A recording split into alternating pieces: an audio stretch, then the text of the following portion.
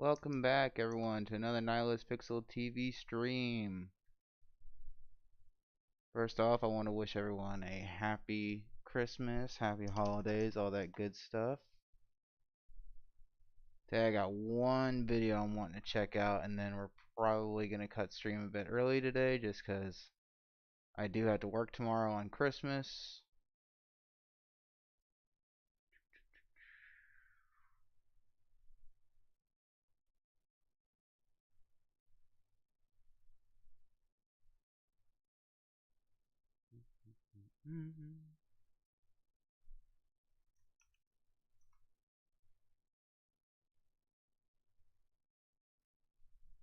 Alright, and then the video I wanted to watch.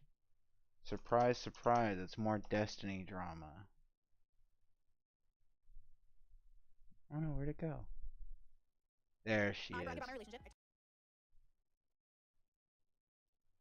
Jesus, why is this playing back so fast?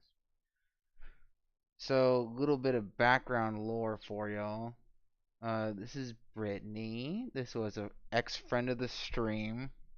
This used to be one of Destiny's up-and-coming orbiters until they had one conversation about consent that did not go the way that she had hoped, and Destiny disagreed with her on the topic of women who were previously traumatized are more likely to be traumatized again. Brittany thought that was, I think if I remember right, victim blaming.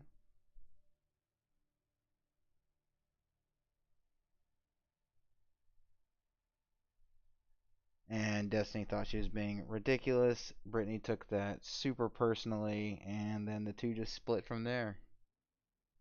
Unfortunate tale. And then after that, she basically just went off the deep end and became a Destiny hater. And this video implies that she's been talking about the Melina drama, which I am very eager to watch. I talked about it as a skill I learned, a tool I learned to find a healthy relationship. I think I did something great. It's like what Destiny says, like, no shot, Brittany doesn't fight in her relationship. Everyone fights. Not everyone lies, cheats, or yells at their partner, or cusses them out, my bro. I've never seen my parents in 30 plus years of marriage. What is that? What does everybody fights translates to everybody lies, cheat? Wait, what? We have both read books. We have both done our things. Well, I read books more than he reads books, but like he watched a lot of videos. Like we read a lot of things. Okay, we did a lot of work before we met each other. So, I am bragging. I am. Some random girl showed up in the subreddit and said, I used to be friends with Meme Tick Destiny. She offered to email the screen recording of the Discord messages. Wait, really? To me, it's pretty clear the relationship failed because of Melina, not because of the nature of it being open. I would never, I think it's very, very, very rare that you could ever say a relationship fails because of one party. I mean, relationships are two people, both people making decisions. I would never say that, like, my relationship failed because of Melina. I don't think that's fair. I think both of us had issues that contributed to things that happened, but... Go on platforms. Clean to take down the red pill. By the way, good job on making the red pill look like winners and loser. Okay? Like Then that right there, that we'll get into that comment when he says it later on, because that's just a clip for what's to come. But that right there is why everyone blames him for the breakup. It's why I wish he would just fucking throw her up under the bus. That right there is why everyone is like, oh, well, maybe you had some part to play in it. Maybe you're complicit in this. Maybe you did something wrong. It's because he says shit like that rather than just going balls to the wall and throwing her up under the fucking bus. It obviously was Melina that caused this final breakup, this final split. But he just won't say it. He won't just get it out of the way and throw her up under the bus, man. you idiot. Like you literally went, bragged about your relationship, which you knew was inherently toxic. You knew it when you were on those podcasts. You knew you were lying to those people. You dummy. You knew you were lying, okay? You get on these fucking podcasts, claim you brought down the red pill. The red pill just got vindicated up the ass. And now, because, and this is what's always my pet peeve with Destiny, taking down the red pill. He's just as toxic as them. Why is he pretending he's a contender? God, fuck. It's so cringe because the difference between me and Brittany is I'll give generic relationship advice. I don't prescribe my life to everybody. Brittany legitimately thinks she lives the best life and everybody should copy it. Everybody should date to do whatever. Everybody should what does she call it? Dating to she had a name, courting. Everybody should do what I do. Blah blah blah blah blah. She literally, God, it's so fucking annoying. Oh. Like, why are we acting like this wasn't? Hello? Anyways. Okay. Anyways, that's the difference. Yeah, dude. I brag about my relationship. I talk about it as a skill I learned, a tool I learned to find a healthy relationship. I think I did something great. I went to therapy. I got the help I needed. I read the books I needed. I did the work I needed. I go to the gym like I need. Well, I work at home. I did what I needed to change my life, to transform as a person. And I'm living proof of it. And if you catch me in a lie, you better fucking rip me apart. But you gotta catch me in a lie first because I don't lie. I'm not lying to you. I'm not lying about what I'm saying. That is true. Brittany doesn't lie. Most of the statements she makes are so vague that it's like hard to even call them a lie because they're just kind of like worthless statements. Can you make a video about how to have intimacy with a partner, both physically, mentally, and emotionally, and how to know if that intimacy is inappropriate? Yes, I will work on a video. Yesterday, the stream went really well with conversation. We talked a lot about that. I'm a hardcore, like, transparent communicator. My partner and I tell each other everything. We just, like, vomit everything that's in our head to each other. So that's how we decide to do our relationship. It's not a one-size-fits-all. You might not like that in your relationship, but a big part of that helps with like feeling secure in the relationship, but also enjoying every thought our partner has. Like, oh, that's interesting. That's amazing. Thank you. It's like really exciting to hear someone you love more than the universe like tell you their inner thoughts. Like, how exciting. So I think that makes for a better intimacy life because then we're not embarrassed or afraid to say something. We're not embarrassed to try something. But I think there are even boundaries within that kind of relationship that says like things could be inappropriate, like pushing your partner beyond their like comfort zone or doing something like that. So yes, I'll do a podcast on it. I'm working on it for next week. I think it'll be a good one. Yeah. Did he say that in private? Because I don't remember him saying he rejects solo therapy. No, he said that on stream in the last few weeks. He said that solo therapy doesn't seem to work for him, but couples therapy was doing really well. That's usually a red flag to me, but you do. Could be fine. You know. What is the red flag?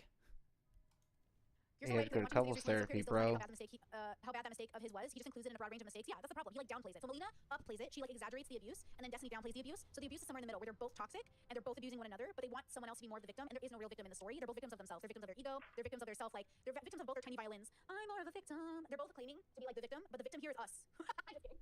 The victim is themselves. They're victimizing themselves. They're playing victim because they're abusing each other. But like, you know, that's just toxic relationships. Like what Destiny says, like, no shot, Brittany doesn't fight in her relationship. Everyone fights. Not everyone lies, cheats, or yells at their partner or cusses them out, my bro. Yeah, I've never seen my parents in 30 plus years of marriage. What is that? What does everybody fights translates to everybody lies, cheat? Wait, what? Okay. They do not cuss at each other or fight each other. You crazy people. People be so toxic, they don't even know. They out themselves. There's no way, no shot.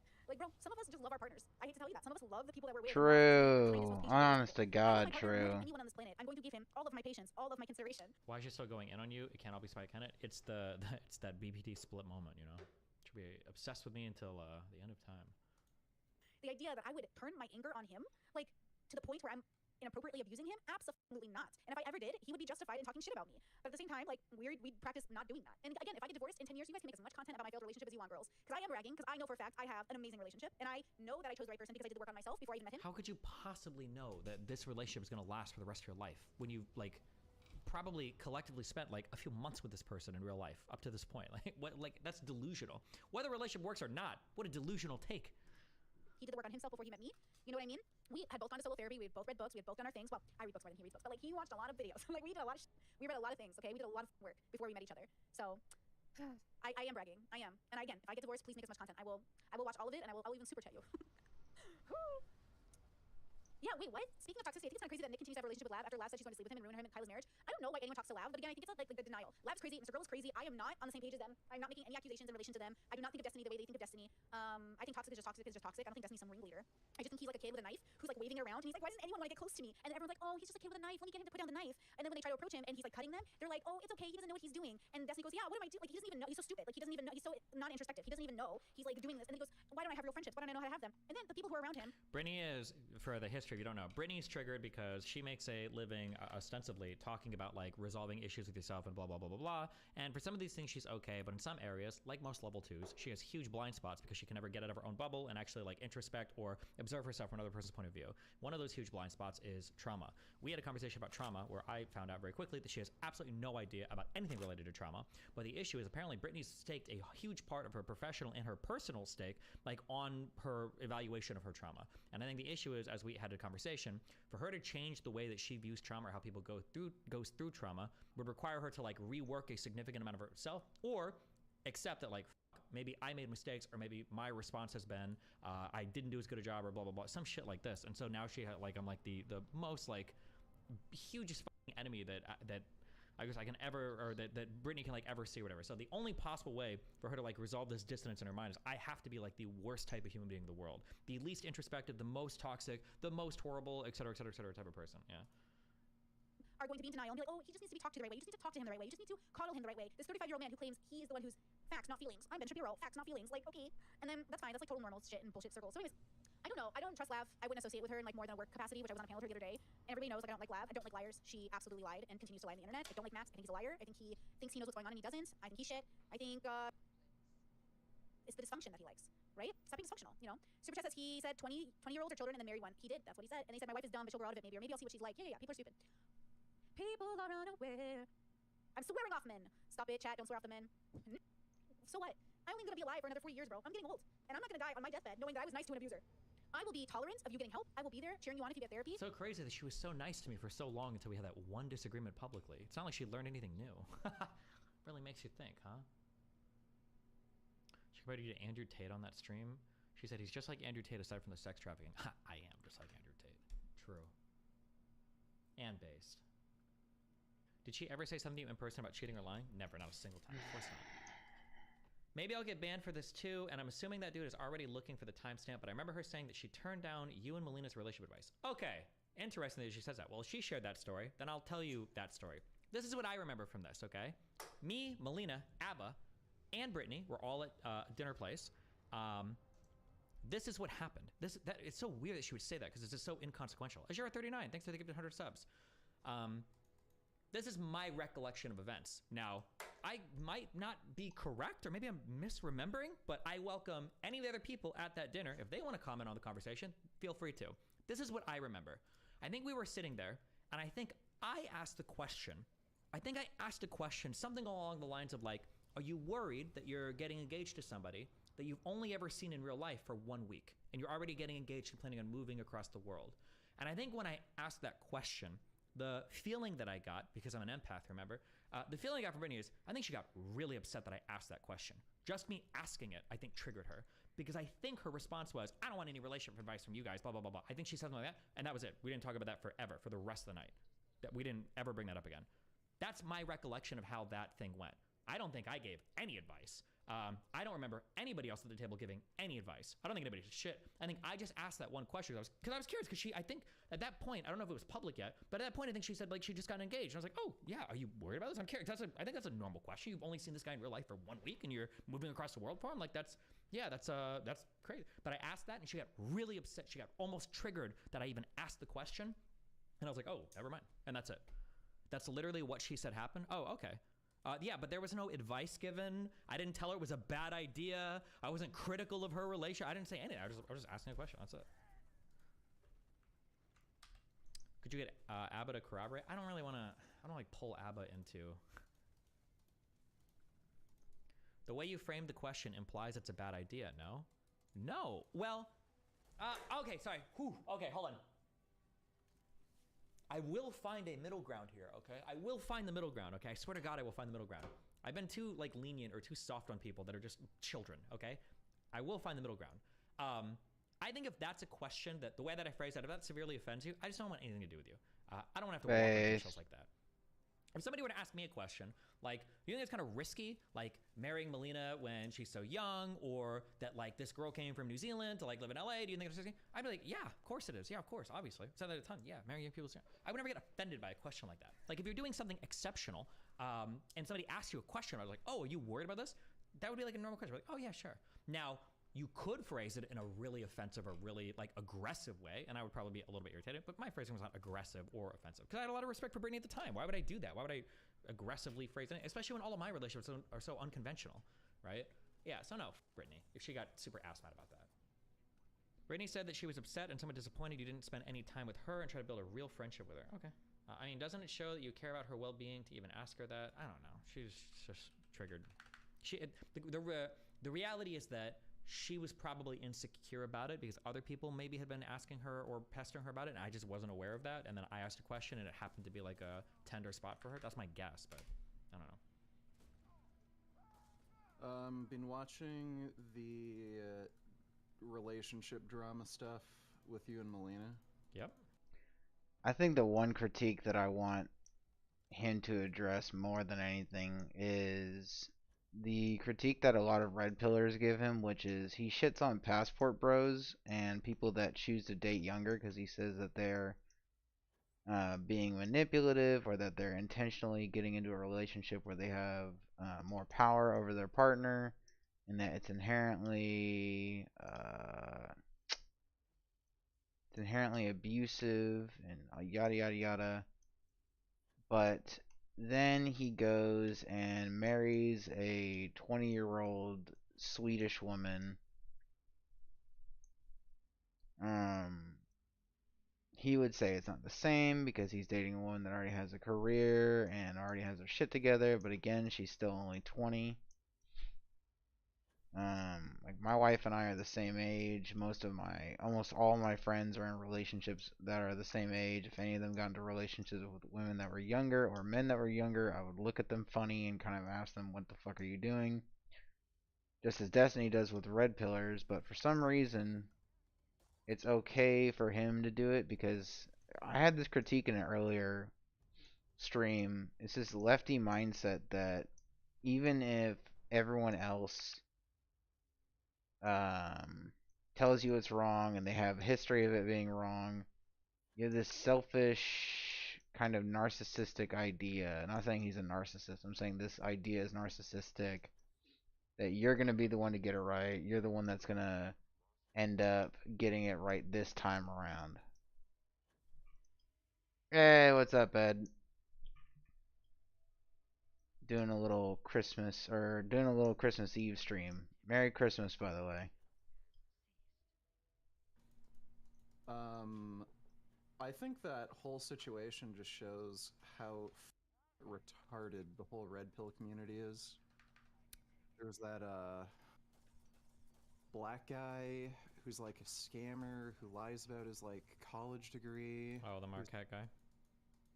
Yeah, like from listening to your side of things, it like to me it's pretty clear the relationship failed because of Melina, not because of the nature of it being open. I would never. I think it's very, very, very rare that you could ever say a relationship fails because of one party. Oh shit, let me see what you said. Both people are making decisions. I would never say that like my relationship failed because of Melina. I don't think that's fair. I think both of us had issues that contributed to things that happened, but at different points in time, there are different people that are responsible for more things. But yeah, but when people say that like it failed because of whatever reason, most people that have like anything in like red pill space is not going to be able to accurately analyze any relationship ever because most of their analyses are totally detached from reality. Like they don't play well with the data. They ignore all of Evo Psych. They don't like even properly analyze like case studies. Like yeah, so it's not worth like ever considering that analysis. But yeah. Discord is taking forever to fucking and they load. have like this weird delusional idea that There we go. only men can have an open relationship, women can't. Yeah, I mean, but that's again that just plays into everything that I just said. Yeah, where like there aren't relationships that exist like this in the professional world. Even though they say it's common, it's not. Yeah, Like, I'll be almost nobody streaming does this. today. I'm streaming today, and then You I'll know, be there's no streaming gayness like tomorrow. that when But Evo, I gotta go to there's no work Evo tomorrow, Psych so it's peers gonna be a like bit that. of a There's late stream literally like this nothing one. to, yeah, but it sounds good. So Yeah, do you have a problem with me bad mouthing Melina? I mean, you can make analyses if you want, but I mean, I don't want to just shit on her. I mean, or what do you want to talk about? Well, I mean, to me, she seems like she has the emotional maturity of a high schooler. Based. I mean, True.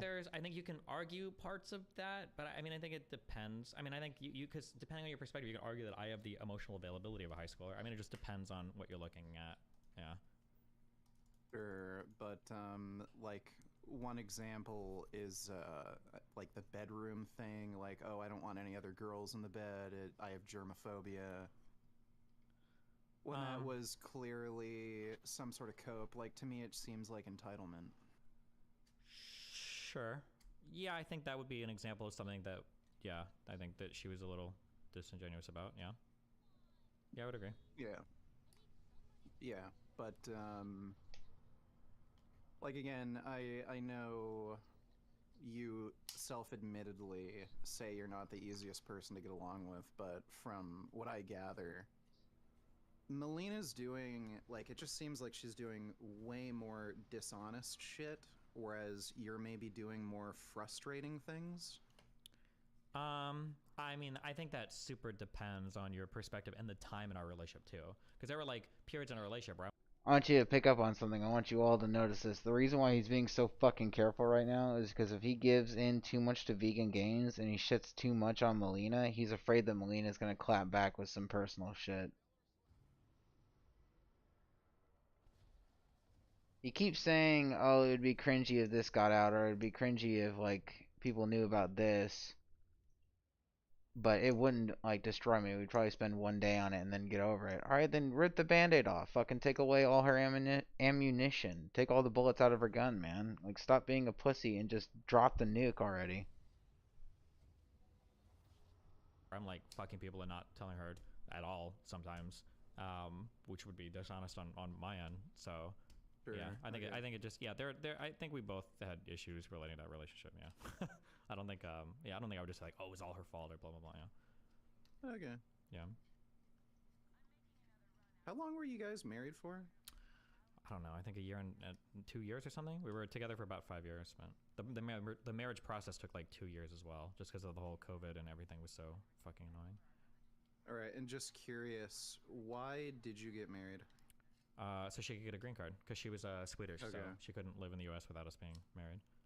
All right, that was the like only reason, because I remember you said you'd be open to marriage, like with another relationship. It wouldn't be like off the table for you.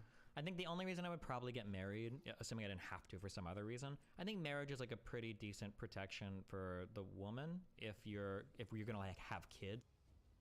To Destiny, it's only a fucking like legal thing. It irritates me when lefties talk about marriage. And again, this is coming from an atheist. The lack of spirituality or the lack of any real eternal seriousness behind the institution of marriage from the left is just super fucking irritating. Even the way he talks about it, it's not about being with the love of your life and binding yourself to them forever. It's like, oh well, there are benefits for the woman, there's protections for the woman. It's not what it's about. And him making it about that is the reason why it didn't work out. Or make big career sacrifices. I think that's probably more than reasonable. But outside of that, I don't know if I would ever get like married. I don't know. So you would actually get married for the woman's benefit in a scenario like that, even though it's like a liability for you. It's a liability for me, but that's because I'm asking her to take on a massive liability as well, right? To have a child and to give up career time and everything, right? Okay, but if like she wasn't demanding anything like that, or maybe if she wasn't in a position to make those sorts of demands, you'd do that anyway? I think so. Otherwise, I would feel like I'm like taking advantage of her. Yeah. Okay, that's interesting.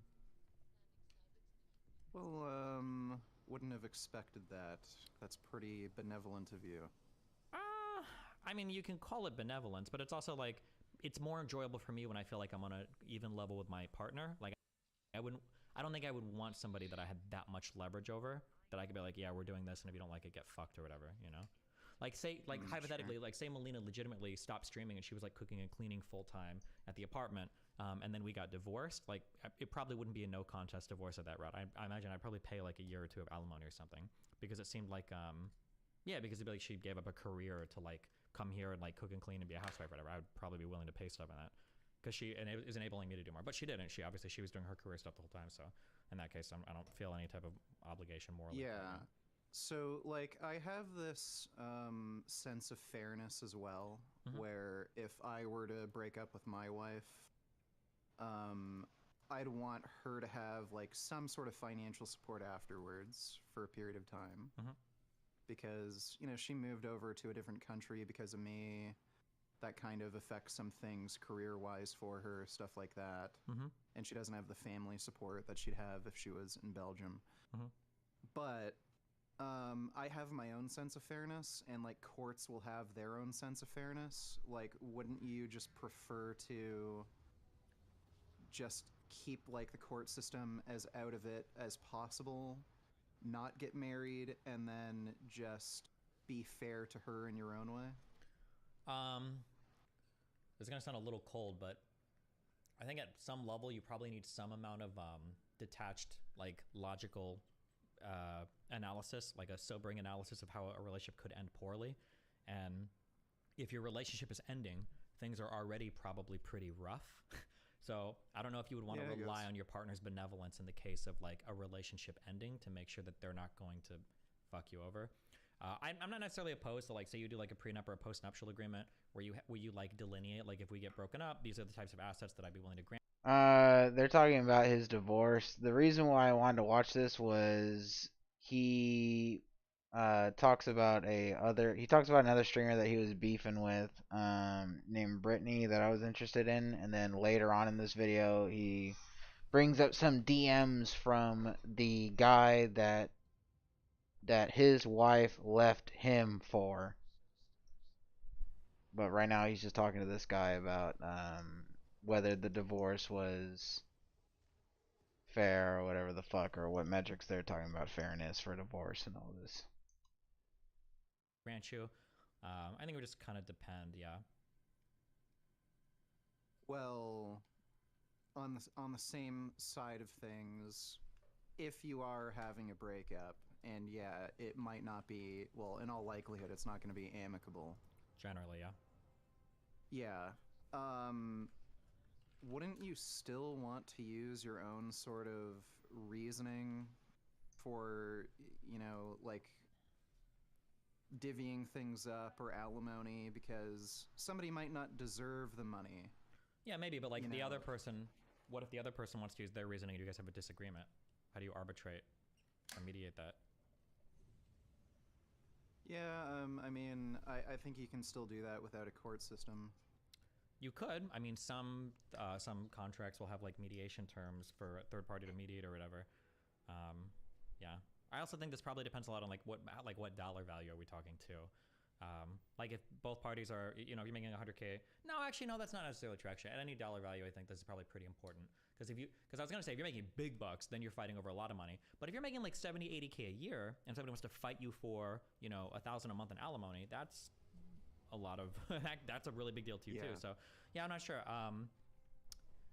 Yeah, I don't know. I mean, it's a good conversation to have beforehand. I don't know if I buy into the idea that courts are insanely unfair when it comes to awarding alimony or child support. I would have to see examples of that. I'm not sure. I know that's repeated a lot, but I'm not sure if I fully agree with that or if I've seen that demonstrated. I've seen a lot of content from the divorce attorney. I'm aware, and like the horror stories I've seen from him are just fucking crazy.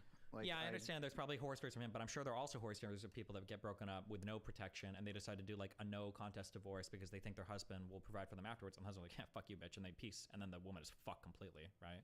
So, yeah. So, yeah, I imagine it probably goes both ways. Yeah. Yeah.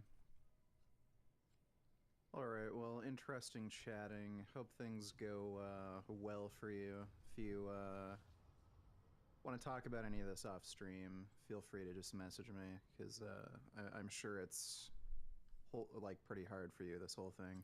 No, I think I'm pretty good. I'm over it. Just waiting for all the that's good. Yeah, vibrations to finish. Okay, that's good. Yeah. All right, well, peace out, dude. Have fun. Be careful. Wait. What? Oh, did you are you making like PRs and shit still in your workout stuff? Because you mentioned last time you were having really good sessions. Oh yeah. It isn't the next week yet. All right. So next session I'm gonna do 320 for 3 sets of 5 on the bench. That'll be an all-time PR. And I'm hoping by the end of this mezzo I can do 335 for 5. That's the goal. Cool. How do you decide when you're at the end of a mezzo? Is it just like feelings, or do you have this like every workout like mapped out in advance, or? Yeah, so there are planned deloads, or a planned end to a mezzo. So usually that's going to be between 6 to 8 weeks for me. That's normally how long I can accumulate. And sometimes I have to take a reactive deload. So if I have 2 weeks in a row where I miss the numbers, then I'll do a reactive deload. But usually I cap it at no more than 8 weeks. Gotcha. If I keep training consistently for more than that, I just tend to get fucked up and injured. Okay. On your deloads, do you are you cutting a lot, or are you just kind of like chilling basically and eating normal? I just eat normally. Like, obviously I'm gonna eat less because I'm not training as much. But I mean, you're not like trying to like lose maintenance. weight or anything. You're just like eating at maintenance. No. Yeah. Okay. Yeah, no. Right now I'm like eating at about maintenance. Do you ever compete or Need anything, or to- is this all just like personal and like YouTube stuff? So I used to compete in bodybuilding. I only did 2 shows. After that last show, I just gave up on it. It's just way too stressful and bullshit. So You said you now I just competed lift recreationally. You said you competed in bodybuilding. Yeah. And right now, are you mainly just powerlifting? Or why did you transition from one to the other? Well, I'm not competing in powerlifting. Mm-hmm. I just have some lifts that I want to hit. Oh, okay, gotcha. I guess you could say I'm power building. I have an interest in getting bigger and improving my physique, but I also want to get stronger. Gotcha. Okay. Does your wife lift at all? No, This she shit's does want to get boring. into it though. We're skipping ahead. I'm actually Fucking because it was open. hey again. Hi, what's up? Somebody in your chat asked me to debate you on veganism. Fuck no. Listen later, maybe. Okay. Okay, sure. Yeah. All right, take care. Have fun. Bye.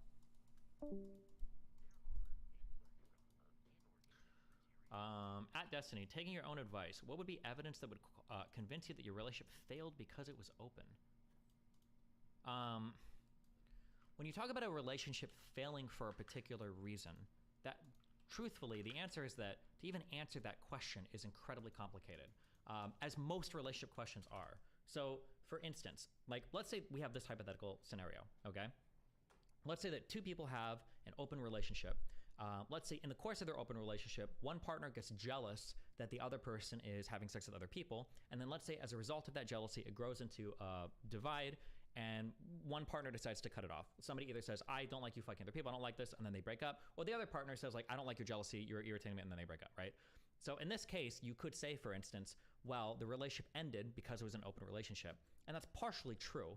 But if one of the people in the relationship has a preference for that, then it also doesn't really make sense. It's not meaningful to say it ended for this particular reason because the two people were incompatible, right? I'm trying to think of like another.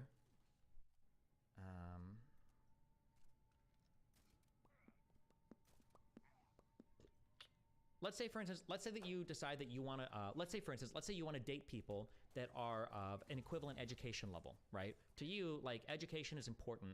Hold on. Sorry. Let's say that education is important to you. You want somebody that has like a similar career path, et cetera, et cetera. Let's say that you meet somebody in college. Both of you are on pre-med, okay? You're on your med school tracks. So you're dating a guy. You're both in pre-med. You're excited. You both finish your undergrad. You go to apply to med school, and he's like, I don't know, man. I finished I'm gonna go work at a lab somewhere. I'm actually okay. I'm chill here. And then let's say that as one partner goes to med school, the other one's working. They kind of grow apart because they see their career paths are different.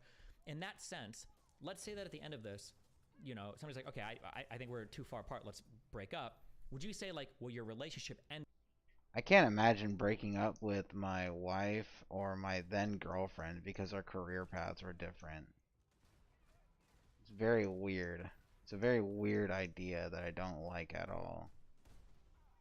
The idea that you have two different interests or that you have two different career paths and that's a reason for you to break up is kind of off. I don't know. I know he's using it as an example, but if anyone uses that seriously, I think you're kind of a loser. Quite frankly, if you don't like that your partner is working a certain amount, or if you don't like the area that your partner is working in, I think you're kind of a loser. Ended because of your career expectations. Like, it's kind of true, but it's also like, Unless it's something morally repugnant, in which case, like, you probably shouldn't have been with that person in the first place. kind of irrelevant. Because like, well, yeah, but like, is it okay to have those career expectations? I think typically when you're saying like a relationship ended for X, Y, Z, usually what you're saying is there's a clear problem that needs to be addressed before you have another relationship. I think that's generally what you're looking at when you're saying like a relationship ended for this particular reason. So it's weird because people say things like, oh, well, this didn't work because it's an open relationship. And it's like, let's say, even if I granted that, which some of our problems were related to being open, some weren't, but even if I grant that, it's not really relevant to anything because these are the relationship styles that I would gravitate towards, right? Yeah. Would you say blaming the open relationship for it ending would be like blaming a car crash on getting in the car in the first place? A little bit, yeah, kind of. But also just like, again, like relationships are complicated. Like I talk about this a lot when the divorce shit comes up, like who divorces who, or like, it's really hard to figure out.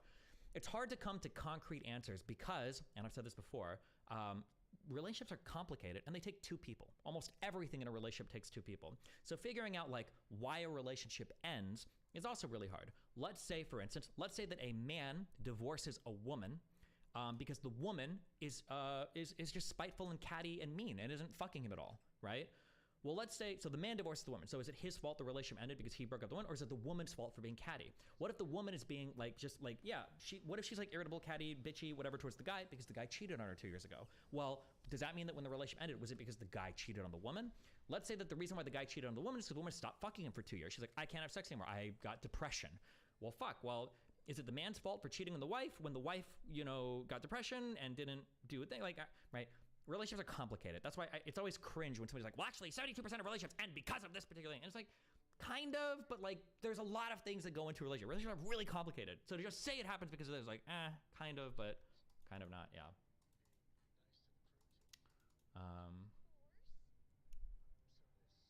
Yeah. Do you think that open relationships open more avenues for outside parties to drive wedges between the original couple? I would say almost certainly, like by definition, right? Because like sex with other people is not a risk, hopefully, that you generally run with in a monogamous relationship. So there's probably more ways for an open relationship to go wrong. That'd be my guess. There are some ways in which it's better, and there are some ways that can alleviate risk, and there are some ways that can increase risk. At the end of the day, my guess is going to be that on all the balances, the overall level of risk is greater. But I mean, it's obviously like it's a very like minority style of relationship, so it's hard to even get like data or information on anything. LOL, the It's Complicated Cope. Can I just say that for all of the discussion about like relationships and everything, because I used to talk about them even prior to the Red Pill stuff, Red Pill shit has been the most toxic like introduction of discussion of relationships ever, because none of it works. None of it is based on any theory. None of it is based on any, like literally no part of this is a good analysis. At the very least, when the PUA stuff was popular, there's like, oh, we can talk about like, why does this particular pickup tactic work? Why does this particular thing work? At least like PUA was interesting, and if I disagreed with some of the moral conclusions that people draw. But like for Red Pill shit, like if you're a virgin and you turn on a Red Pill, you're always gonna be a virgin. It's never, none of that is ever helping you ever. There's no woman that wants you to cheat on her to make her more competitive. There's no woman that's gonna be happy being a part of a harem. There's like, none of this works. That's why it's probably dying and why it's not gonna last, even as long as the PUA stuff did, because it doesn't work. It's not even gonna help you. If you're like a normal dude and you're listening to Red Pillers, you're not fucking more because of like anything you learn on a Red Pill podcast. Like, it's never gonna happen. The PUA stuff though, again, as much as I might have disagreed with some PUA guys, that actually did work. So I could see people falling up for a while, like, yeah, like, you know, I listened to this like pickup artist and I, you know, learned how to do these cold openers and I actually had luck with it. You know, nobody is listening to Red Pill podcasts and be like, yeah, so I walked up to this woman and I was like, I understand the nature of female physiology, and now that I've fucked 50 women, I understand the nature of what, like, that just is like delusional. Yeah.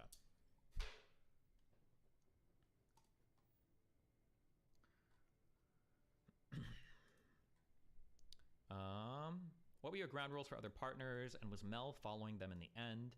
I don't want to like, I really don't want to dump on relationship stuff too much. I'm not here to like shut on Mel for a ton of things. There are a lot of problems that I had in the relationship as well. Okay. It wasn't just Mel. I think towards the end, I would say it was definitely more her fault. But towards the beginning, I would say a lot of it was probably my fault, or there were definitely things that I contributed to, like hardcore. So yeah, I'm not gonna like, yeah, say like, oh, Mel fucked everything up and blah, blah, blah, blah, blah. Like, probably from the beginning, we were just like pretty incompatible in a few ways, but I would say Melina didn't understand that yet, and I wasn't firm enough in saying that I understood it when I probably did, but yeah. But technically, Melina didn't really break any ground rules because I didn't really have any ground rules because I just didn't give a fuck, but that was more my mistake than anything else, I think. Because I should have demanded similar boundaries, I think. A pretty balanced way to look at it is this: if Destiny and Melina were monogamous, they'd probably have lasted 3 to 6 months. The poly thing worked longer term, but it was probably masking major incompatibilities around time spent together. Not that poly/mono is better, just that for you, Melina, poly was probably a contributor to it lasting longer overall. Maybe, yeah, I don't know. If an open relationship ends, everyone says it's because the relationship was open. If a closed relationship ends, no one says it's ending because it was closed. Yeah, sure. Yeah, and then it's also funny because I've talked to people recently. I have finally met people in real life. I found the legendary double cheaters. What was this girl's explanation? Fuck, never mind. I'm not gonna give any specific stories, but like, yeah, where like both parties are cheating, and I finally asked, like, why the fuck? Why do you guys just not have an open relationship? Why are both of you cheating? And the reason usually given is like, well, one party wanted to cheat, but they don't want their other partner fucking somebody, so they just cheat. I was like, I don't know, whatever. Yeah, sorry, I'm not gonna do like Q&A on like very specific things related to my relationship because I don't want to like be shitting on Mel for months or years. Like, listen, she can do her thing. Good luck. Oh, hold on, I will though. For 1 second, go in. I'm sorry, just because, but this isn't related to Mel at all. Jesus. some random girl showed up in the subreddit and said, I used to be friends with Meme Ticks. Recently heard about the drama between Destiny and Melina plus Meme Ticks. Shocked me to see a creepy friend I cut off beef with the streamer I used to watch in high school. I'm just here to let the community know what Meme Ticks is like as a person. We were online friends, but we never met up in person. We would talk pretty much almost daily over Discord, Snap, or Facebook back in 2019, whether it was one-on-one or within a friend group. Later into our friendship, he started being super creepy towards me and sent unsolicited nudes after I explicitly asked him not to. He would always ask me to send him nudes, which I always declined. He was creepy towards some other women/girls, but I no longer keep in touch with these other individuals and have no means to expose them or invade their privacy. In no way am I coming out in an attempt to cancel him, otherwise I wouldn't be posting into this niche subreddit. Fuck you. Just trying to let the community know what kind of character Meme Ticks is in case anyone has any sort of sympathy for him. Here's an image or album with screenshots, I guess, to corroborate this post. I have censored Meme Ticks' full name, so I can see he no longer uses his full name on socials. Destiny, she offered to email the screen recording of the Discord messages. Wait, really? Let me know. Oh. Let me know if you want to see the actual screen recorded DMs. I just wanted to censor my Discord tag for privacy reasons. I do have actual screen recordings to prove that the DMs are real, as well as a photo taken with my camera off his face. Oh, Jesus. Bae, call me on Snap. All I'm saying is, like, you gotta learn how to respect boundaries because that kind of stuff can get you in trouble. I don't know, I thought we were close. Just because we're friends doesn't mean I want to see your dick or your cum. But apparently not as much as I thought, bruh. Oh well. We must have dinner definitions of close, or different definitions of close, probably a typo. Because to me, that's not the sort of stuff you send to random friends. I mean, it's just a pic, you know. For me, it's shit thousands of strangers see. For me, I don't feel comfortable receiving stuff from a friend. Yeah.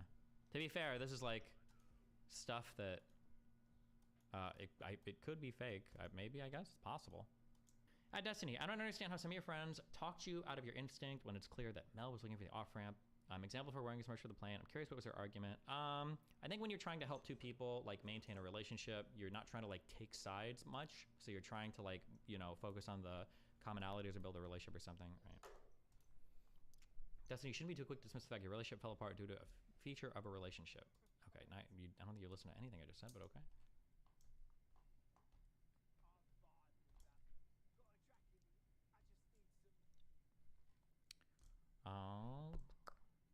Open relationships are different than closed. To have an open relationship implies a different mental experience. It's akin to a nurse performing and failing surgery as opposed to a doctor and someone saying, but they're both medical professionals. Why are they being evaluated differently for failing? Okay. Andrew Schultz and Akash Singh are some of the biggest snakes on YouTube. Them and their whole team at Flagrant. Damn. What are these guys mad about? I haven't followed any of this at all. Is from Fresh. I ain't gonna lie, my man's from Fresh and Fit was like, yo, damn, yo, that dude still hating on us, man. Wait, what's up with Fresh and Fit? Are they still doing it? They cooling. But are they still doing the pod? Yeah, of course, you mean they're still doing it. You not watching? I didn't know that they're still doing the pod. Where can you think they died? No, I don't know. Maybe they got demonetized. You know, it was a minor setback for a major comeback. Right. You know what I mean? Yeah. No, don't laugh like that. That was disrespectful. Yeah. No, but tell us. So what's going on? Like, are they still? But they're still doing the pod. They're still doing the pod, man. That's you know, fire, they got some different. Fuck me, dude. Okay, hold on. I'm so sorry. This is so minor. Okay, it's so minor. Oh man, was that really it for the DMs? Fuck.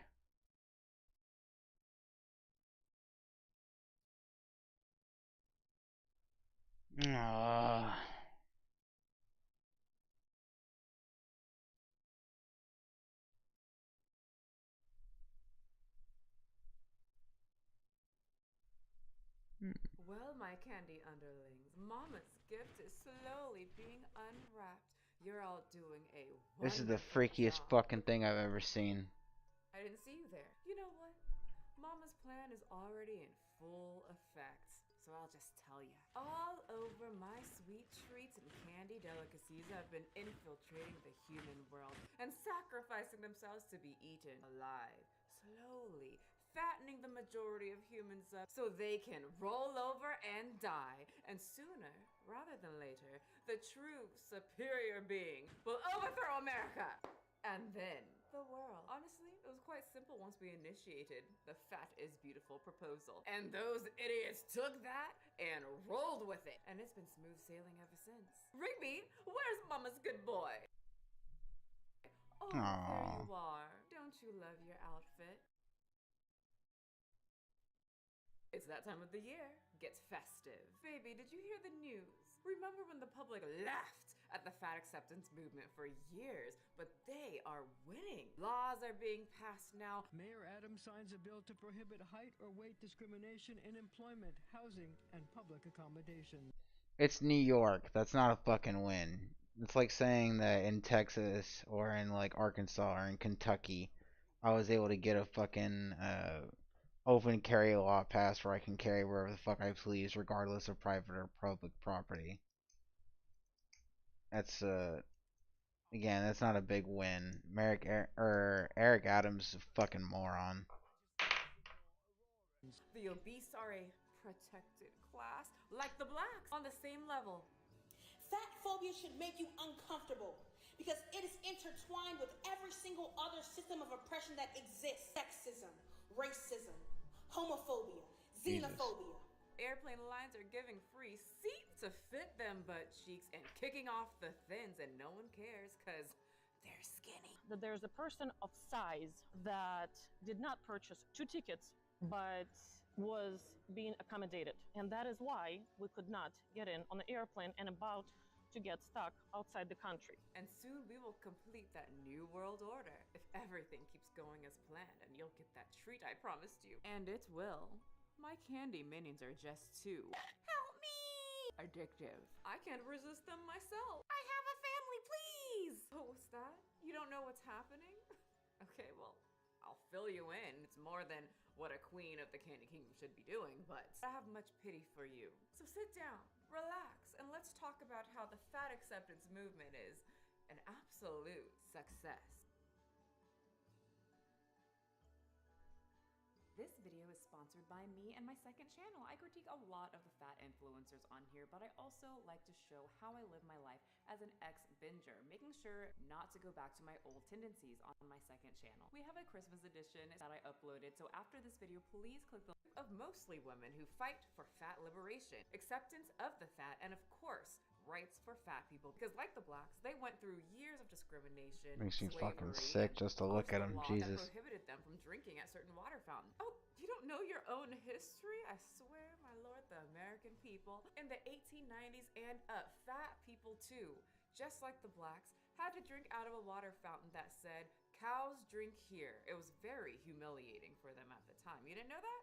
Right next to the ones that said Negro. Anywho, the fat acceptance women, who are usually very anti-male, have to thank one man who fought for fat women, and that's Lou Louderback. Lou Louderback wrote an article in the Saturday Evening Post called "More People Should Be Fat," in response to discrimination against his wife. In the strictly opinionated piece, Louderback argued that thin, fat people suffer physically and emotionally from having dieted to below their natural body weight. In 1967, the article led to a meeting between Louderback and William Fabry, the National Association to Aid Fat Americans, also known as NAFA, but currently called the National Association to Advance Fat Acceptance. What myths? Jesus. What myths? Yeah. It's unhealthy. Being a slob, being dirty, being dumb, being lazy, stupid. Thin people always have a good sense of humor. Fat people are jolly. Bill Fabry intended the meeting to fight for fat rights and bring awareness to the unjustness that women like his wife faces by society. But reporters who went to the meeting noted that the people who attended for fat rights politics were scarce, and the majority of women came to shop for fashion, wear it on the conference catwalk, or to meet a potential partner. A thin woman can put on a pair of blue jeans and a t-shirt and go out and she looks fine, one of them told us. A fat person can't. A fat person has to be more careful. But look around this room, she said, and you can't deny there are many attractive women here. Here comes Shirley. Shirley is modeling a Robbie Lynn. These women swear they now have come to terms with being fat. So even though the group attracts many freaks who aren't interested of the fight for fat people type fight, Fabry continued to work as a director with the Council on Size and Weight Discrimination. Through the years, the fat acceptance movement would develop different Just a bunch of random members of fucking the national movement for accepting fat people or some shit. And don't we all like to just feel pretty? Ago. I'm happy with my husband and I'm happy with my life. I'm me. It doesn't matter whether I weigh 150 pounds or 350 pounds. And you weigh 350? Mm-hmm. A collective of women in Jesus. Los Angeles came together and formed the Fat Underground. Pretty much like the Underground Railroad, right? It's like the same thing. Their form of activism was more confrontational than NAFA's. The Fat Underground began as a more radical and activism-minded chapter of the NAAFA, but eventually split from the parent organization. Man, these The fuckers probably original won't have to group wait was that long, Ed. radical Give them enough 5 to minutes. women by the name Judy Free Spirit and Sarah Alberin, like perfect last name for Judy. She was meant to be a fat liberationist. Published their Fat Liberation Manifesto in response to Susie Orbach's book, Fat is a Feminist Issue, in the April 1979 issue of Off Our Backs, a radical feminist magazine. According to them, I quote, "We believe that fat people are fully entitled to human respect and recognition. We are angry at the mistreatment by commercial and sexist interests. These have exploited our bodies as objects of ridicule, thereby creating an immensely profitable market, selling the false promise of avoidance of or relief from the ridicule." If far from being jolly, I wondered if I didn't detect a real melancholy in the room. Yes, you're absolutely right. I'm unhappy because I'm ostracized from society. That's the only thing as a whole group. You will see, just like any other group, the fat feminists and liberationists, they can disagree on how to go about being liberated, on what is the right way to fight fat phobia, but what they all agree on is that fat people deserve respect, should not be discriminated against, and the biggest priority, eat without shame. Fat people are allowed to eat what they want without feeling guilty about it. And now in 2023, they are celebrating all over TikTok because their hard work has finally paid off with the new fat law. Months ago, I saw fat feminist herself celebrating about a new law in her home state, New York City. I know I'm fat. That's not a bad thing, though. And I think the more that we use it as a neutral, as a descriptor, the less power it has. Do you think that some of the discrimination for... What kills me is like the oh, she's dressing up like a candy cane. What kills me is their argument is that the lessening of stigma around it will lead to us being able to find a solution quicker. But much like every other lefty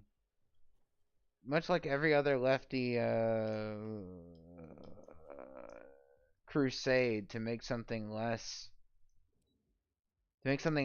ostracized, they always run into this issue where first it's we shouldn't ostracize it, to we should be prideful about it, to now it's a fucking rampant and now it's a rampant issue because everyone's happy about being this thing.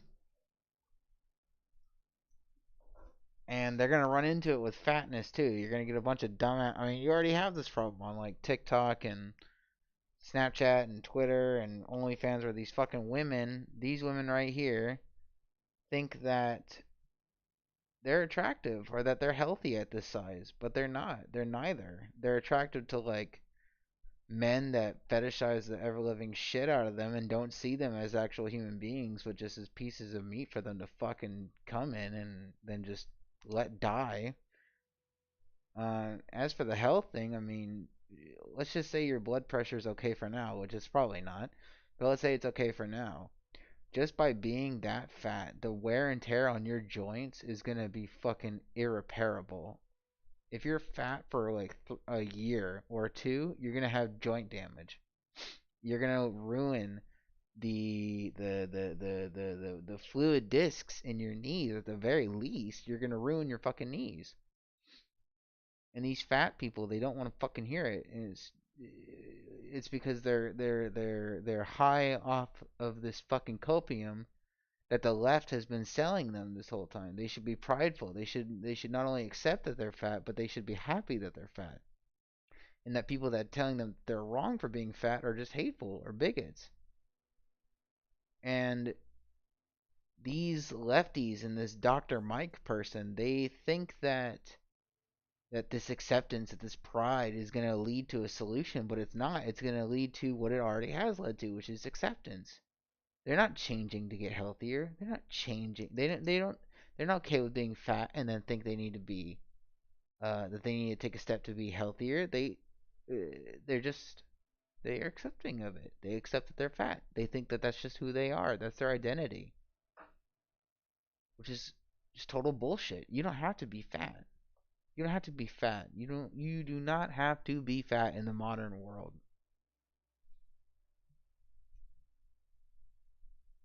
You're just choosing to be fat. And I guarantee you, we're not a year away from these people saying that they were born this way, because they're already making the arguments that their fatness is embedded in their fucking DNA and that their body just naturally takes on weight. We're about this close to them using that fucking "baby I was born this way" bullshit from Lady Gaga that they use for acceptance for gay people for them being fat. We're not that far off. I'm almost positive if I were to go looking, I could find someone that's making that argument right now. I'm almost positive I could find that. Fat people happens through unconscious bias. I think a lot of the biases against fat people are unconscious because they're never called out. Because our society functions with fat phobia imbued in it. When this story was trending, I never really looked into it, but I saw many people upset. Interesting thing happening in New York City. This is the headline. This is not something I wrote. Just to be clear, it says fat people now officially a protected group in New York City. I think you opened yourself up for a lot of lawsuits. And many people taking this as a win for fats everywhere. All right, big win for New York City. So they enacted a law that prohibits or bans weight discrimination. So let's see what the law is. A new bill passed in New York City is set to protect people from discrimination based on their height and weight. The bill would make it illegal to discriminate against people based on their characteristics when they're applying for housing, jobs, and public accommodation. Now, just looking at that last part, that seems a little messy, but I do love mess. Anyway, as we've seen with the fat acceptance movement and their very long list of accommodations, their accommodations and what they feel like is discrimination goes from the Mary Fran type people where they're upset that hotel towels don't fit around their whole Same. Freaking towels. I've yet to find one that fits my body. Then we go all the way to the more extreme where J-Bay feels like she's getting discriminated against because she can't fit through a hotel hallway and expects them to just deconstruct the whole building for her to walk her ass through. So I'm very curious, just looking at that last part, what accommodations do they mean? Because I read the whole article and they didn't really say what are the accommodations. Also, how do you know someone is discriminating against you just because you are obese? Is it a, well, I feel type situation? Because sometimes I feel like people treat me rudely because I have a candy cane face.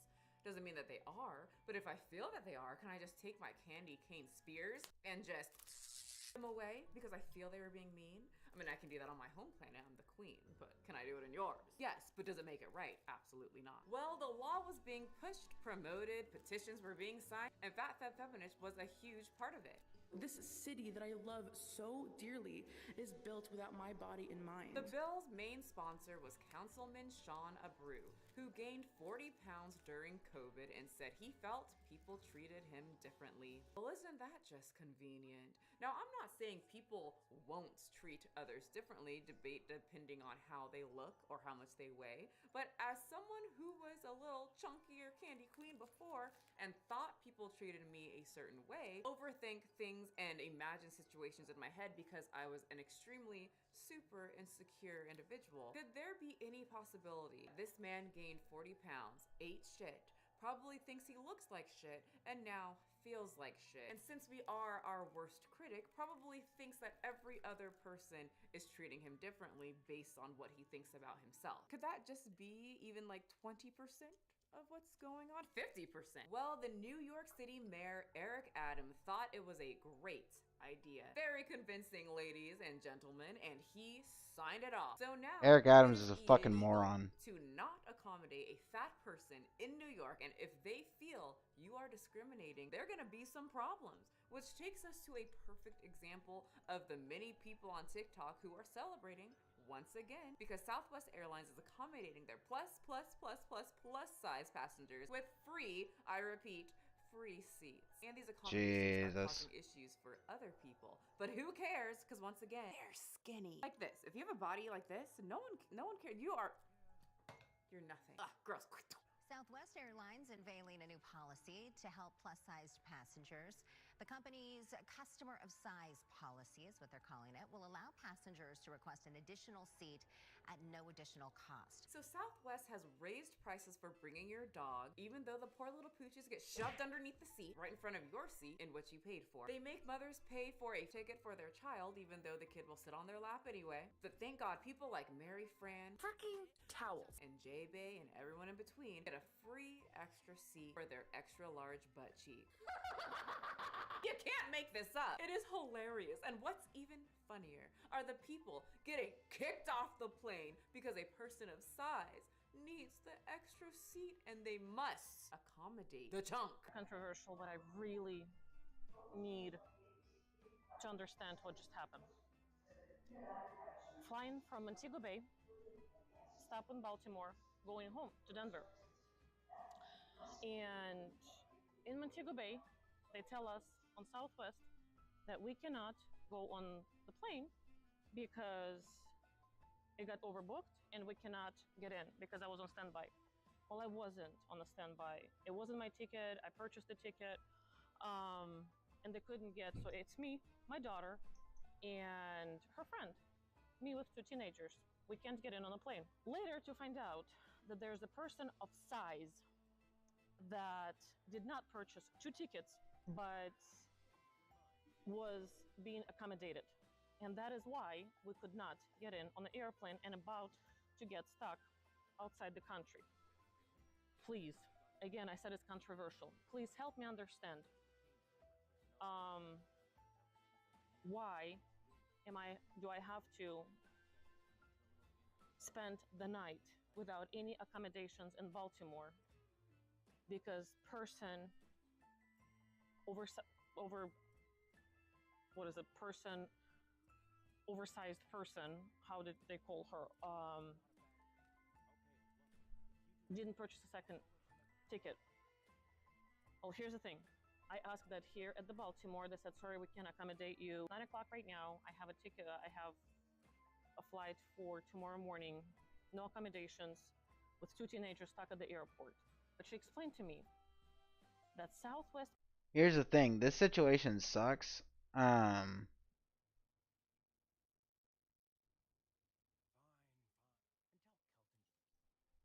Here's the thing. Whenever you privilege one group, and put another group down, resentment is gonna form between those two groups.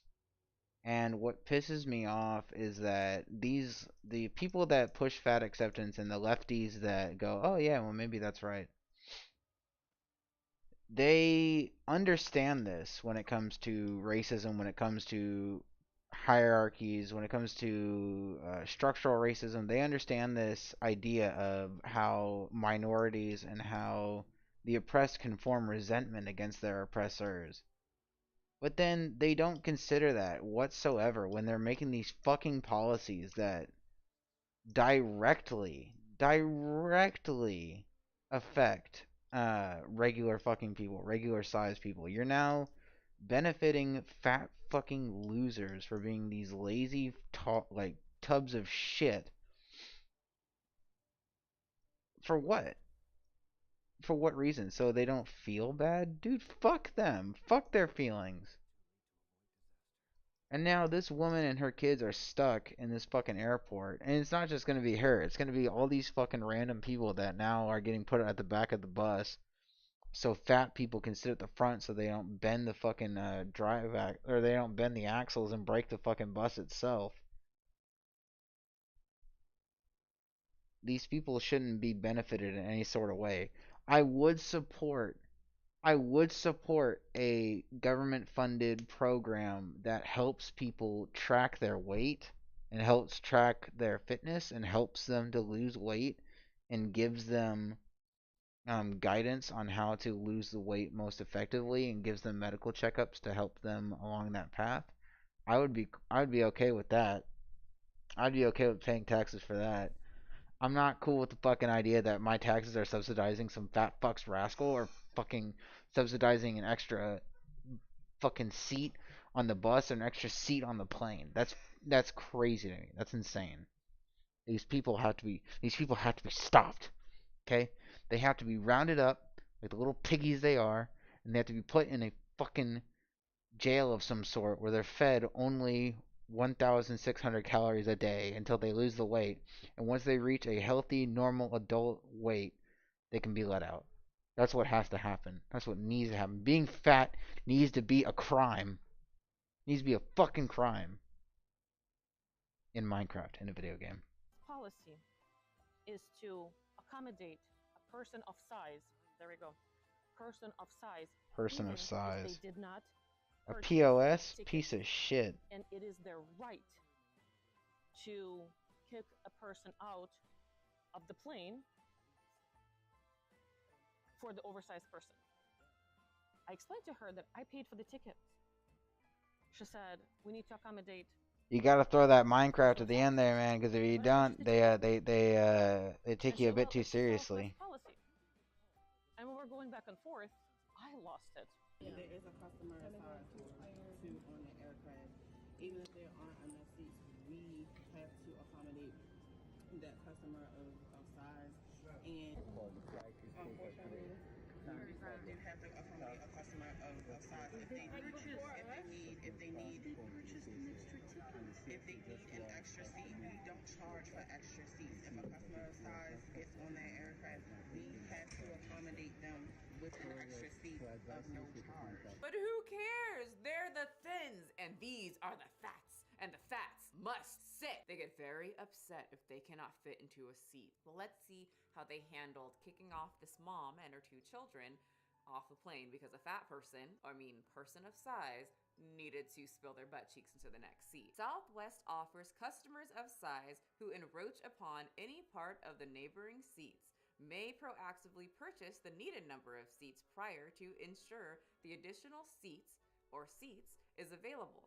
Some customers may be unaware of this policy, and we again apologize that the passenger on board had not taken advantage of our customer of size policy in advance, which resulted in your daughter being unable to travel. So, oopsie, sorry, passenger of size kinda just forgot to do it. Any normal person would say you're right. You know what they should do that would actually probably solve this? If they were to say, like, if you are this height at this weight, you cannot board without purchasing an extra ticket. But what kills me is that these dipshits like Eric Adams pass these laws that say you can't make laws like that, you can't make policy like that because it's discrimination against fat people. They need to be discriminated against. This is fucking bullshit. This is bullshit. The idea that these quote unquote people are allowed to just purchase one ticket even though they themselves know that they're going to take up 2 to 3 seats. That's not fair. That's not fair to any other fucking human being on this planet Earth. Fuck them. I paid for 1 seat, but in fact, oh, look at that. My butt cheeks are in 2. Let me just pay because I'm a logical human being. Or a normal person would say, oops, I didn't do my research and call the airlines and warn them that I'm a person of size. True. Other passengers' day, since this group is always telling people to be more empathetic. But oh no, you humans are not logical, nor are you normal. You see something about my little candy men. They're full of sugar. And sugar, well, that rots your brain. From the inside, not only will they balloon you up, but they will destroy your ability to think clearly like a normal person. You'll become fat, but you'll also become incompetent, selfish. You deserve to take up space. I tell you, you people make it so easy. Many people already died off in this fat community. What, like 5 or 6 now? All under the age of 45. And what's funny? Oh my what's the god, most humorous thing 45? out of all of this is that people are dying in this community right in front of women like this. But they don't care. They're too busy dancing around celebrating a new fat law. The best part about flying with Southwest is they give you a free extra seat. I always ask for it at check-in, and they give it to me, and I go get on the plane, and I go sit down and be as big as I need to be. Are you winning? Are you? For now, you are, but soon, my babies, very soon, our time will come, and it will be delicious. Pick it up, pick it up, pick it up, pick it up. You see the drippy, I'm fitted up. Hop in my car and the giddy up. Secure the bag, yeah, I get the bus. Pick it up, pick it up, pick it up. You see the drippy, I'm fitted up. Hop in my car and the giddy up. Secure the bag, yeah, I get the bus. Pick it up, pick it up, pick it up, pick it up. Ooh, I've been on the flex since flex on. Neighborhood all in your eardrums. I ain't never scared like. Alright. And with that, I'm gonna have to end this stream. Like I said, this is gonna be a real early one, but I gotta get to sleep because I gotta work tomorrow. I gotta work early tomorrow. Yeah, here's the main takeaways. Fuck you, Destiny's editors, for baiting me that hard, and fuck you, fat people. You're all pieces of shit. Alright. Merry Christmas, everyone! Except people that are as fat as Santa. Fuck you, only Saint Nick gets to be that fat. Yeah, I hope you all have a wonderful Christmas with your families. If any of you are on tomorrow, I'll be here tomorrow. Special thank you to Ed for dropping by and chatting with me. Yeah.